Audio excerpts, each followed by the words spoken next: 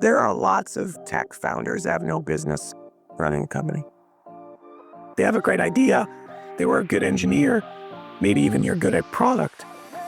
That's 1/10 of what you're going to need to build a real company.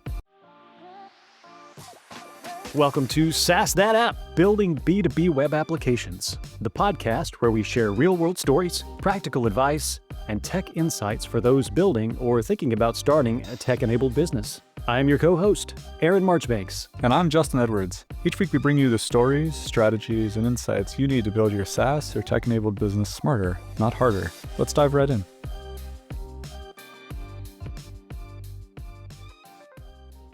Hello and welcome to SaaS That App. With me, as always, is our friendly neighborhood CIO, Justin Edwards. Hey, Justin. Hey, at least one data point that not all those who wander are lost.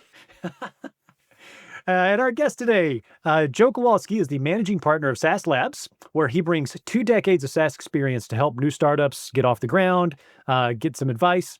After a successful exit from his company, ServiceMonster, Joe now focuses on guiding that next generation of SaaS founders through hands-on mentorship and investment. So he's known for his blend of tech expertise, entrepreneurial instincts. Joe's kind of been through it all, and he is here today to help share how we can all navigate the fast-changing world of web applications and AI and the ups and downs in the world of building SaaS. So Joe, welcome to the pod. Appreciate being here. Thanks for the invite. Absolutely. So, super easy one to kick us off because I'm always interested in people's life's journeys. But I was looking back at my notes. Am I recalling correctly that before you made the leap into software and SaaS, you were a biomedical polymer chemist in an R&D lab? That is correct, yeah. Tell me about that. I didn't go to college. I kind of stumbled my way into a chemical company and earned my way into the lab over about 8 months, just learning organic chemistry, biochemistry. And the way that I approached data was very interesting to the lab. And so they brought me in. And I got to work on several cool projects there before finding my love for computer programming. It seems like a pretty unusual path to get into a job as a polymer chemist. My life has been an unusual journey, right? My story opens at 23, grinding on aluminum parts for minimum wage with a new wife and new baby on the way and no college education. That's kind of how my story opens. And just through intellectual curiosity and fortitude and just this desire to learn, I worked my way through a number of interesting careers. That is so cool. Well, kind of jumping off of that, and pardon the pun there, that attitude, that mindset that you have to just kind of jump in or just get started mindset, obviously has led you to where you are. But what does that mean exactly? And how does that translate into now your world of SaaS? Yeah, well, so I fell in love with computer programming through a QA necessity. The lab, it took 3 days to get a test result. And so I love expediting, right? That's process is my love and joy. And so I helped them by learning to code, how to convert that process down to like a 6-hour deal instead of a 3-day deal. And just fell in love with programming. Joined a Fortune 500 company, slinging code for their production. For a while, got cancer. And I had always wanted to start a business. After I recovered from cancer, I kind of figured, what's the worst thing that can happen? I'd die, right? So that's when I made the big jump and started one of the very first SaaS companies in 2003. And, Salesforce was ahead of us by a number of years, right? But they targeted the enterprise and they were on, fiber optic, right? I mean, as far as I know, I was the first person to offer it to small businesses at $50 a month over dial-up. Dial-up, man. We can only hear the sound now. Oh yeah. Those of us who have ever heard the sound, it stays with us forever. In our nightmares, yeah. What led you to target that segment of the market? Was it a conscious decision not to try to compete with Salesforce? Did you want to make something for people that you knew? Yeah, so we didn't compete with Salesforce, right? They targeted enterprise sales organizations. on, like I said, on the fiber optic cable, or at least broadband, which was only like 30% of the nation at the time. No, I saw the bigger vision, right, of what really SaaS would become: low cost, monthly recurring, guaranteed income offered to people who couldn't afford big, huge enterprise solutions. And so we targeted the service industry, like carpet cleaners and pressure washers, right? I mean, people who average invoice was $250 a pop, right? So small businesses. At that time, only 25% of that industry was on a CRM of any kind. And I knew that it was cost prohibitive for them. They didn't know about servers, and certainly people couldn't access it while they were in the field. Now in 2003.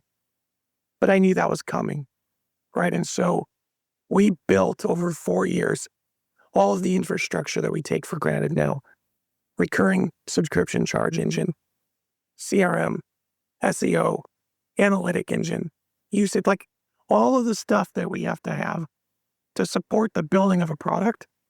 We had to build that shit too, right? And so it took a long time to kind of get to a point where we were finally making some steam. That took about 4 years and a little pivot that really made the difference. Yeah, people of my generation of programmers and SaaS founders take for granted all the amazing tools that are just at our fingertips, and we don't think about the fact that there wasn't a company $500 a month. Yeah. Like, it's seriously, I set up my next SaaS, $500 a month. I have everything I need: CRM, email, accounting, like back-end usage statistics, data recovery. I mean, the whole nine. Now I can focus on the product. Yeah, that's fantastic. And with ServiceMonster in specific, most people that I have found, the successful startups, are kind of birthed from people that are really steeped in personal experience with the industry or the area that they're wanting to provide the service for. For you, was it because you have a lot of experience or expertise in that service industry, or was it because you were wanting to bring what you were really good at to the service industry? Yeah, so I was industry agnostic. So I made 2 huge mistakes. I want to make sure I communicate to the people listening here. The first one is, I wasn't smart enough of a business person at the time to really thoughtfully select my vertical market. I got in because I knew what SaaS was going to be, right? It didn't even have a name at the time. Nobody was doing online business management, online typical, what we see today and take for granted. Nobody was doing that then. And at a family reunion, one of the elders kind of knew a lot about the carpet cleaning industry. And we just got to talking, and I was like, there it is. I could be incognito for a couple of years, figure out how to make this work, and then open up to all services, not understanding that the better play is always a straight vertical approach and really growing that base out. And I chose the wrong industry. My nearest competitor, Service Titan, you may know about them because they're like a $4 billion company now. They're pre-IPO, and they got started 5 years after I did. The difference? They selected HVAC first, and they didn't have a better product. I have a far superior product. We were far leaner. We ran better. We had the infrastructure. My customer's average invoice is $250. Their customer's average invoice, $7,500. And so they could charge $1,200 a month for what I was charging her for $45 a month. All right. That's a huge deal, knowing kind of who your vertical is and who your market is and what your customers can afford to pay, and consequently kind of how much value you can capture. In the total addressable market, there's only 25,000 carpet cleaners in the United States. When I sold in 2 years ago, I had like 40%, 35% of the market, of the addressable market when you really break it down, because only 35% of carpet cleaners were on a CRM 20 years later. They were all online at that point, but it had only gone up 10 bips in flipping 20 years, right? And they couldn't afford anymore. Their invoices didn't really go up in that 20 years, right? Because it's a fairly inexpensive service, right? And it's low tech. It's easy to get into. And so lots of pressures to keep the costs low. And so, yeah, bad decision. I mean, I sold for 8 figures, so I'm not whining. But yeah, I am whining because it wasn't $4 billion, which I could have easily done if I had just been smart enough at the time to pick the right vertical. So just to close the loop from my neurotic brain, you said you made 2 big mistakes. One of them was vertical selection. What was the other one? The other one was pricing, right? So, and then several sub mistakes in the pricing category. The first is I didn't take advantage of first mover, right? I wanted to charge us just a little over cost, which was stupid considering I didn't get funded, right? I bootstrapped, and I really neutered myself for growth. I could have used that additional capital as fuel to grow and invested the 12-to-1 CAC to live ratio that I was living at the end. I could have rewound that 5-6 years. The other thing I did was I grandfathered any price change we made, and we only made 3 in those 20 years. 2 of them, everyone was grandfathered who was already on the system. So when we did our 3rd price increase a year before I sold, we had customers that were still on our 2003 pricing. They saw a 300% increase in their monthly. Now, how much did I lose, right? I was terrified, always terrified to raise prices, always terrified to raise it too much, always terrified to lose clients. Nearest I can figure, because we had a really good churn of about 1.2% monthly at the end, even at the end. So, and this was the service industry, right? They have a yearly churn of 20%. So 20% go out of business every year. My 1.2% was nothing. These were mostly going out of business, and occasionally we'd lose one to a competitor. Sorry, just to highlight that, thinking about your churn specific to your industry is super important, because 12% churn-ish doesn't sound like that phenomenal a churn, but if you have an industry that's turning over at that rate, contextually, it could be fantastic. It's all industry specific. We were industry gold standard, for sure. It was one of the things that made the 4 companies that were bidding for us at the end kind of get in a war, right? Because I knew they had a really good customer base. And we did $750 million of invoice throughput per year. So we were doing pretty good. We lost, as near as I can figure, 2% from that increase over the course of the next 12 months. So 300% cost increase, 2% customers lost? To some of them, right? Not to everybody. Right? A couple of them saw that, but yes. And you were continuing to develop and grow the product and add features for this entire 20-year period, and you never raised your prices. I'm an engineer. It never stops. What an answer to that question. To the chagrin of my 2 non-technical board members. When are you ever going to be done? The first time they ever said that, 12 months in, I was like, you got in the wrong business, dude. I'm going to rebuild this thing 4 times. We tell people that when they're looking at biting off a software project, is like, software is not ever done. You know, you build a house that has to be maintained, and maintenance costs on carrying software are way higher than a house. So it never ends, it never stops. Yeah, and I don't think the new blood, right? We've got 2 new breeds coming into this industry. We've got the technical path, standard tech founders. But now we've got marketing founders that are actually able to spark together something of an MVP, right? With these no-code or low-code tools. And we know as engineers, it's not great yet. Certainly not. They can't build whole systems, right? I can have it build functions for me all day long, but they don't know that. These marketing guys are building these MVPs thinking that they're going to be able to create a product to sell like a widget. And I ain't going to go that way, boys.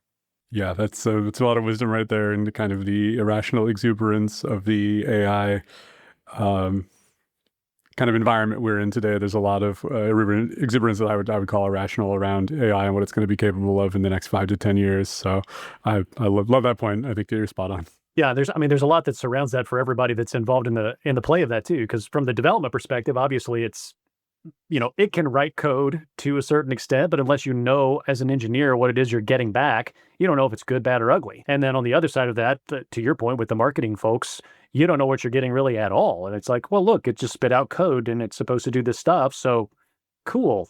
I ought to be able to scale that by hiring an engineer. And then they're going to look at this and go, did you gen this up with AI? So yeah, I mean, there's a lot of different angles to that. So where would you say then, like right now, as it is, AI in the industry, Justin and I kind of are similar opinions on this, that the real value with AI right now is like pattern recognition, removing repetition and things like that, not replacing jobs.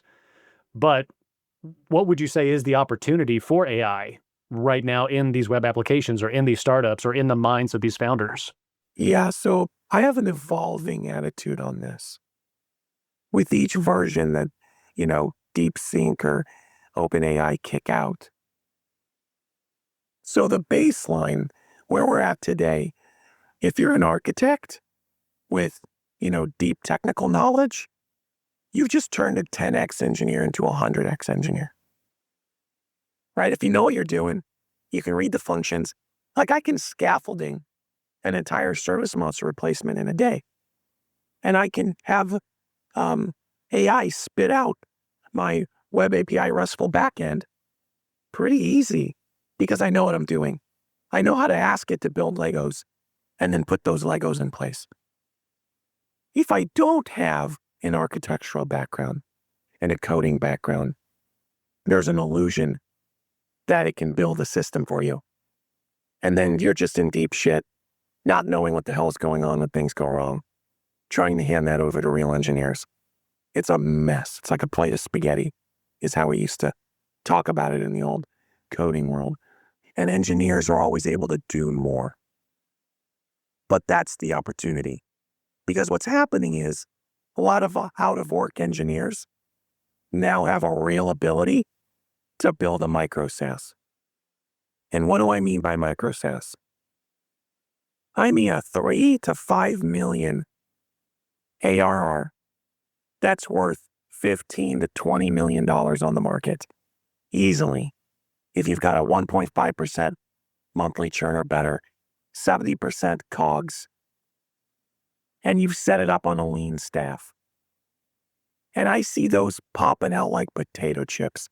There are so many small world problems where you can get 2,500 clients paying you $100 a month at 3 million ARR, and at a 5x, that's a $15 million exit. And I could do that all day long. No, it's absolutely beautiful. Just to define some terms for anyone who doesn't have them, ARR is annual recurring revenue, COGS is cost of goods sold, and churn refers to the percentage of your customers you lose per unit time. In this case, he's talking about monthly, but we also talk about annual sometimes. Just to add some terms in for anyone who missed them. Don't want to get too meta. I try to stay out of the weeds. No, your angel wings just came out. I saw all these investment terms go flying by, and I was like, oh, we're moving into investment talk now, huh? Oh, yeah. Actually, I've been looking at, churn and customer lifetime value over customer acquisition cost before those terms existed. Because at month 6 after launch, I'm like, we're losing customers. Why are we losing customers? Because it really doesn't, churn wasn't a thing. SaaS wasn't a thing, right? I just thought they were going to sign up and use it. And so we paid a lot of attention to onboarding and post-90 versus pre-90 user behavior and how to make them stick around, give them the dopamine in order to really make the product worthwhile. So yeah, that was way before I became an angel. So for your, for ServiceMonster, did you have a way to get expansion revenue as well? Or was that one price for everybody, no matter how big you got? No, so we had 3 buckets. And I didn't do user pricing until a year before we sold. One model I did have, though, is we scaled per truck, right? The way that carpet cleaners make their money is they send a truck out. And so it didn't matter to me if they were a 1-man crew or 2-man crew, right? As far as my scaling opportunity. And so we did that for a while.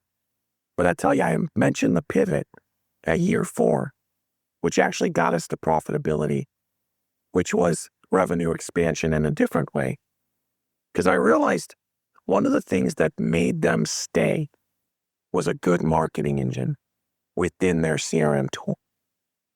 And the number one tool for marketing for carpet cleaners to build repeat business, which was the bread and butter of this carpet cleaning industry, was very SaaS-like in that way, was reminders, mailing reminders. And so I was always saying, look, click these buttons and spread out your labels. And then one day it occurred to me, yeah, I have their freaking data. I could do the mailing for them. So I ran down to Best Buy and I bought these 2 inline printers, $100 a piece. And I bought these pre-printed cards from Office Depot. We put them on the network as cha-ching 1 and cha-ching 2. Because every time the card come off, I'd go, cha-ching. Because we were making 60% margin on those cards. And suddenly, our monthly sales volume doubled. People were signing up because of this additional service, in addition to the additional revenue that it was bringing us. And so that was a big turning point for us.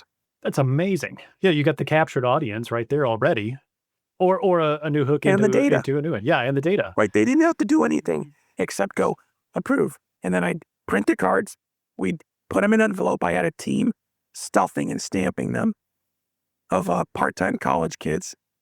And we made 1/3 of our revenue when I sold it through that mail program. Incredible. That is so fantastic. Yeah, and you've answered like 6 other questions along the way here. It's fascinating to me, this arc that you've got going, and I really, really appreciate your depth of knowledge on all this stuff. It's great. So I want to shift gears just a hair into like the SaaS Labs side of things now. So, ServiceMonster, great. You got your exit. You decided retirement really was not your bag, and wanted to start helping other people not make the same mistakes you did, or at the very least do stuff better. So I want to talk a little bit about that. What got you so quickly turned around and turned off to retirement and into helping other people with these processes? I used to say that vacation is what gave me anxiety. Right? I'm the happiest when I'm being productive, when I'm building something. And so after I sold, I got a couple pet projects I wanted to take care of. And certainly, as my voice indicates, I've had some health issues over the last 2 years, a couple cancers and heart failure. But that's a standard old story. I recovered from cancer in 2000, which was the inciting event for my business, as I said. But I just couldn't sit around and do nothing. And after 20 years of operational experience and know-how and, too much cash, it's an actual problem. Like, what do you do with this cash? I really felt like I could help others. Plus, I have a network of about 60 VC companies behind me that absolutely love what I've done in my history, who would love to pick up the torch when I get to a company to that $5 or $10 million point. So, yeah, I started talking to founders, talked to about 150 founders last year, and had a number of projects I was really interested in and helped along the way, and it's been fun. Yeah, that's very cool. So I'm curious now, being on like the other side of things, where you are the investor. I've often wondered, because it seems like everybody has just a slightly different checklist in this regard, but what are the criteria that you look for when you are deciding about investing either money or time into a startup or an existing organization? Obviously it's the jockey, not the horse, right? So a lot of VCs will go in looking at the founder and founding team, regardless of what they're doing, if they've got good, history, a good idea, like you said, some sort of coupling with that idea in their vertical versus their past, right? Their knowledge. For me personally, I want to see an MVP. It doesn't necessarily have to be done, but you have to have some interest from the industry you're targeting. Those are the baselines for me, right? Now, I'm always willing to have the conversation. I would say half the founders I talked to didn't have an MVP. They just have an idea. They're sussing stuff out. But if I'm going to invest my time or write a check, then they've got to have shown it a little bit of grit, some fortitude. They've got to put something together and at least show a little bit of spark within the industry itself. Now, there's always exceptions, right?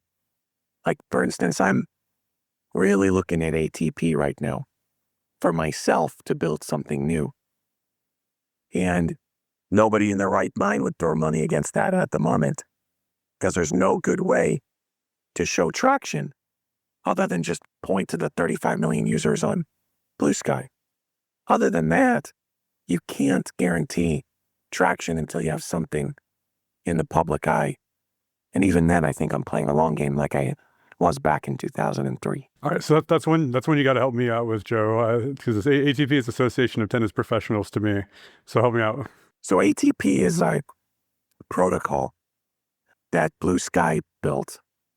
It's open source, and it's a decentralized data ownership.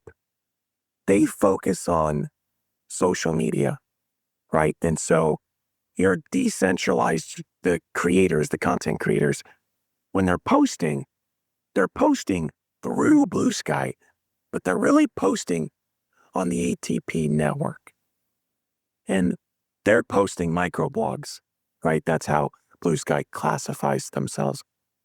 But you can post anything, right? And so there's a new Skylight, a new VC-backed company building a TikTok replacement on the ATP protocol. That's backed by Mark Cuban, actually. So he threw some money at them. But anyone can build against this protocol, and it decentralizes ownership of your followers, your engagement on your content itself. Right, it's going to be much larger than that overall. I see it as an early Tim Berners-Lee and his team when they built HTTP and HTTPS and HTML. When they built those protocols, it was for document storage for college, right? And then business people got a hold of it and said, we can sell shit on this and prove we have the internet.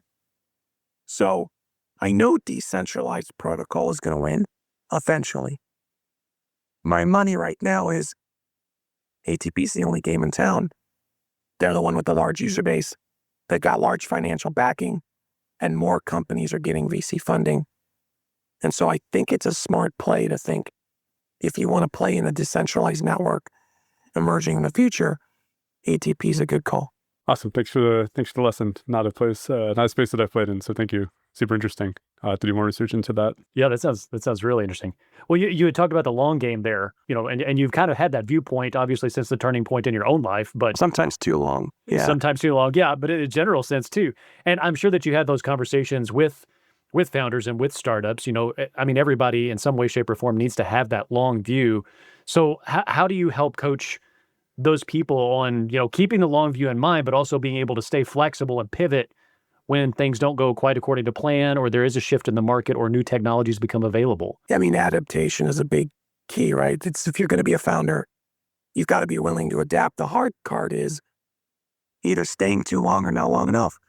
How do you make that call, right? I should have shut up shop on ServiceMonster on U3. I should have closed shop.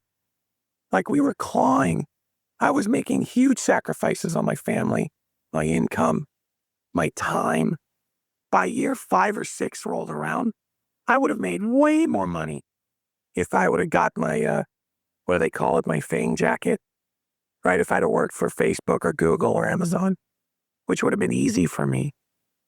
But I stuck with it, and that paid off, but it took 20 years. So the first part of how do I help them is I help keep them grounded, right? This is emotional turmoil. And so when do you have a real threat versus a not real threat? When do you have a real obstacle versus one that's just in your head? When are you focused on what's going to move the needle versus what's fanciful for you at the time? As a founder, you've got to be willing to adapt and move quickly. You've got to be able to go in places nobody else has tread. But without someone helping you, it's 100% crapshoot. And if you don't have the knowledge of having already done it, then you're probably going to make a large number of mistakes. Like, I wish that I had somebody like myself with 20 years of SaaS operational experience to help guide me along the way. I would have cut 10 years off on my plan. Yeah, I mean, it definitely seems like, at several points along the way, some of which you've already highlighted. I mean, you could have easily just gone left instead of right, or just stopped altogether. But yeah, that's amazing. So, translating that or continuing to translate that into these bits of information, these great nuggets of wisdom and everything. We're talking about this long game and this work. I'm going to call it work-life balance. Just being able to kind of keep your head in the game, but also keep your heart with your family, kind of a deal. But what is it that when you're talking to these founders and you are looking way down the road, what do you tell them to carry with them into the future? As it relates to, when do I get out? When do I stay? How do I know if it's too much? How do I know if it's not enough? Do I delegate and step back? When do you hit those pivot points along the way? How do you help people identify those? There is a harsh truth. Is I don't try to help people that aren't ready to be helped. There are lots of tech founders that have no business running a company. Like, they have a great idea. They were a good engineer. Maybe even you're good at product. That's 1/10 of what you're going to need to build a real company. And so lesson one is, are you somebody who, I wouldn't say worth, that's the wrong word, right? But are you somebody who's actually can do this, or at least have the character depth that will put you in a position to make you the person that can do this? Because if you're not there, no amount of coaching is going to help, right? No amount of advice or even getting everything right isn't going to make everything work for you. So that's one. The second part is that character depth. Like, we all go in thinking that it's going to be this thing. It always takes way longer, always costs way more. It's always way harder. You spoke of work-life balance. I don't think of people who work for others, who talk about work-life balance, would think that I had it. Right? Now, I have 6 kids, an amazing wife.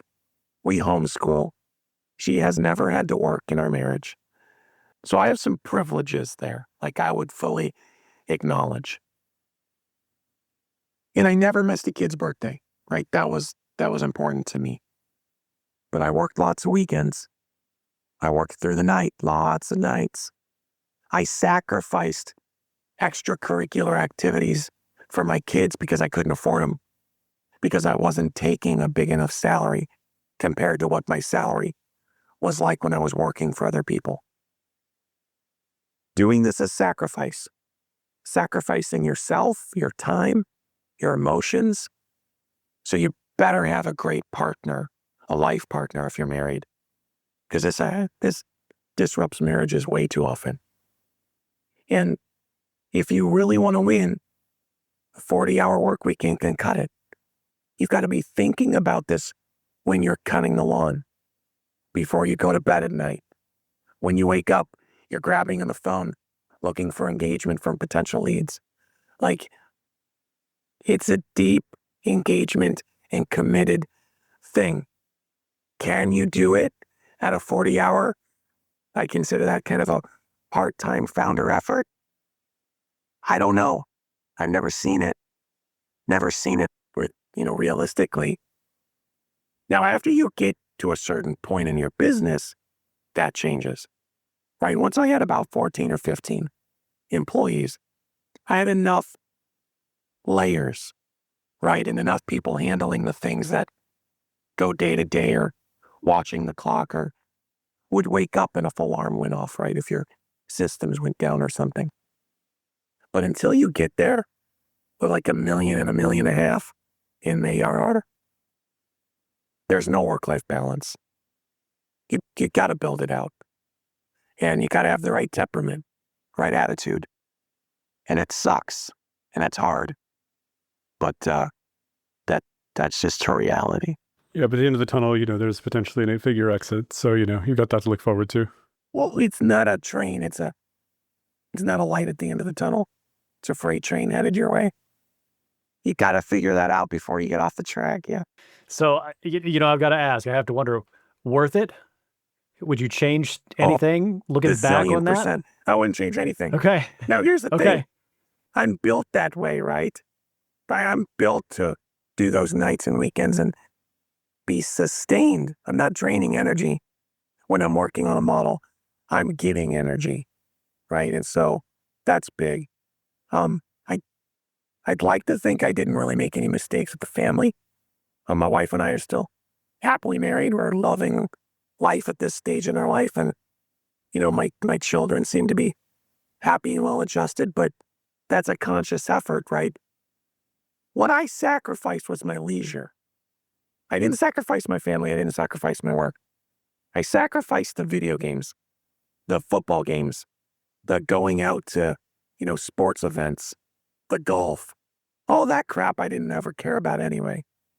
And so for me, it wasn't a hardship, right? I don't want to paint it that way.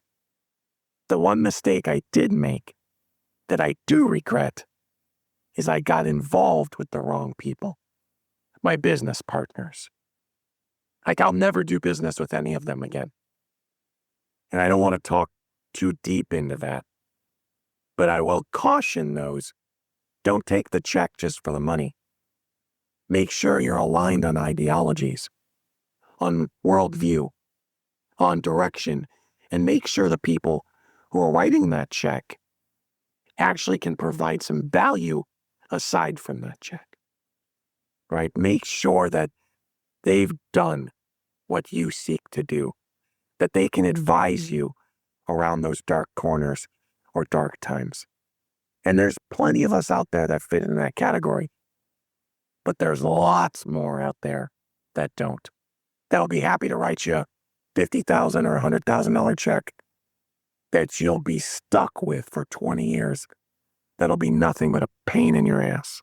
Yeah, so I kind of tease up into my next question, which is that you were bootstrapped, at least for like a long period of time. It sounds like you did eventually take on a business partner or take on some capital. I would say we bootstrapped the entire way, right? So I had 5 partners, and that was including myself. So I had 4 partners.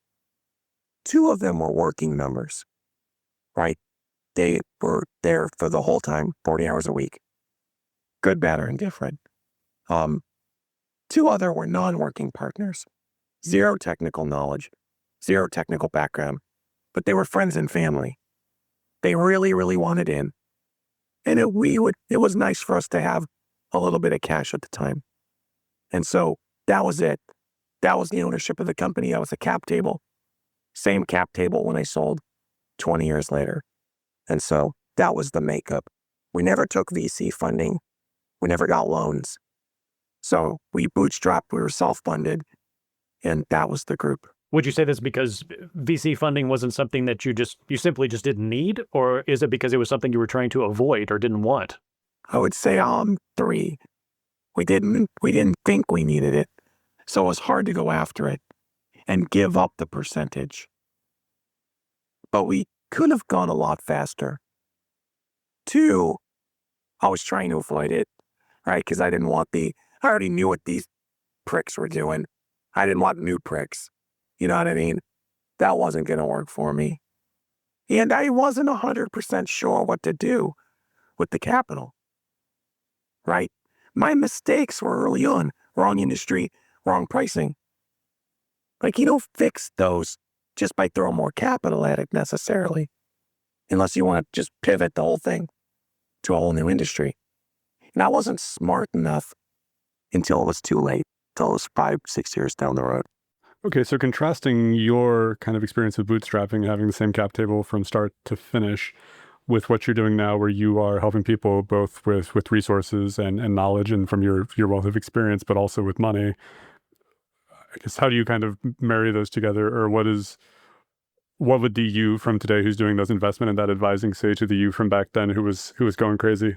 Yeah, so if I could have wrote myself a check, as it were, the new old me versus the new me, as opposed to having those non-technical founders, oh my God, even if it was the same amount of capital, the difference would have been light years ahead of time, right? So number one, I would have got rid of the friction from anchor weight founders, not even founders, right? Investors, friends and family who didn't know anything about tech, who didn't know anything about what I was trying to do, didn't know anything about SaaS, didn't know anything about the service industry, didn't know anything about running a business, but yet had all the opinions in the world that caused me hundreds of hours of worry and anxiety and crash outs and fights, and versus myself, who would have been a lot more gentle, let the younger me actually run the damn company,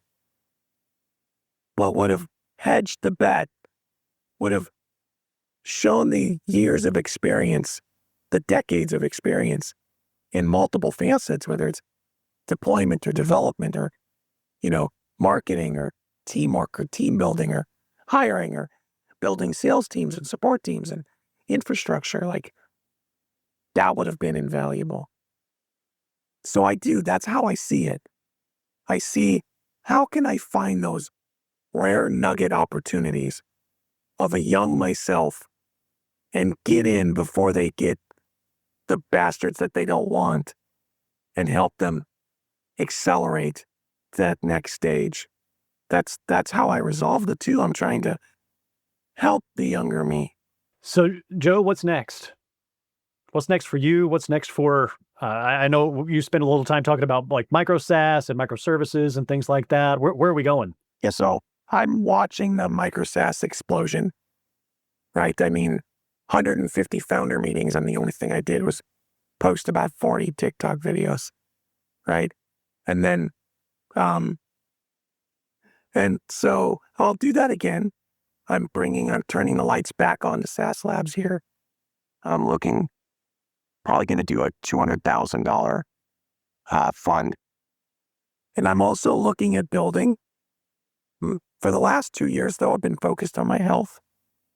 And I've been renovating an old farmhouse that we finally moved into last month.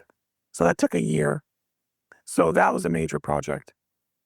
So that's why I shut down my TikTok. It was just too much engagement, even though the few videos I was doing. And like I said, I spent those last 2 years recovering from 2 new cancers I've been fighting. I'm currently in heart failure. I'm actually wearing a defibrillator in case my heart stops on me. It'll bring me back to life. But I've been feeling a lot better over the last month or two. And so I think that I'm on repair there.